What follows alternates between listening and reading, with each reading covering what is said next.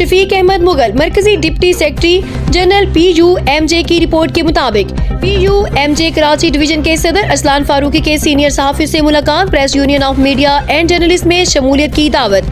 तफसीलात के मुताबिक press union of media and journalist PUMJ Karachi division के सदर और सीनियर सहाफ़ी अरसलान फारूकी ने गुज़श्ता रोज़ शहर के नामवर सीनियर मुख्तलिफ सहाफ़ती इदारों से वाबस्ता प्रोफेशनल सहाफ़ियों से मुलाकात के दौरान हर सतह पर नामुसाद हालात का शिकार सहाफ़ियों के लिए भरपूर किरदार अदा करने का इरादा किया। इस अहम मुलाकात जिसका मकसद सहाफ़ी बिरादरी के मसाइल को उजागर करना और सहाफ़ियों के हकूक़ के लिए मुश्तरका जदोजहद को फ़रोग़ देना था।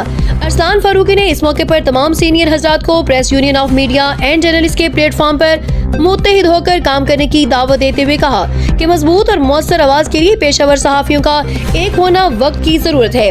मुलाकात में vice president Karachi division Mohammad Mubeen Khan भी मौजूद थे। मुलाकात में शरीक सीनियर सहाफ़ियों में मोहम्मद अदनान, मलिक इलियास मुगल, अब्दुल गफ्फार राव, मोहम्मद अरसलान, सैयद इसरार शाह, तारक भट्ट, मोहम्मद राशिद मलिक, मोहम्मद ज़ीशान शाहिद, मुबीन खान, मोहम्मद अमीन, मोहम्मद नासिर, ताहिर न्याजी और बाबर सदीकी शामिल थे।